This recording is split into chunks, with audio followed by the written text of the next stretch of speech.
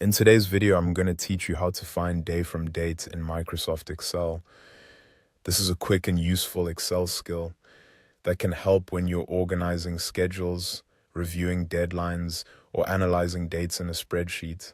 Depending on what you need, Excel can show you either the calendar day as a number, like 15 or 28, or the actual day of the week, like Monday or Friday.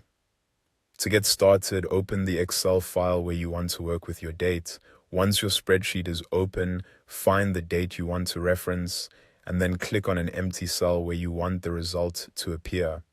This is important because the formula will display its answer in the cell you select. If you want to return the calendar day as a number, type the day formula into that empty cell. Enter an equal sign, then type day, open a parenthesis, select or type the cell that contains the date, close the parenthesis, and then press enter. Excel will extract just the day portion of that date. For example, if the date includes the 21st of the month, the result will simply show 21. This is helpful when you only need the numerical day and not the full date. If instead you want to find the day of the week, use the text formula.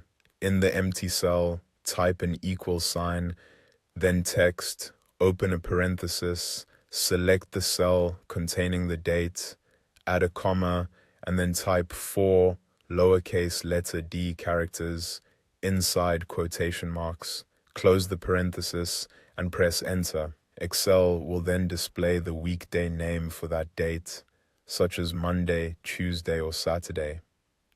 A helpful tip here is to make sure the original cell actually contains a valid Excel date.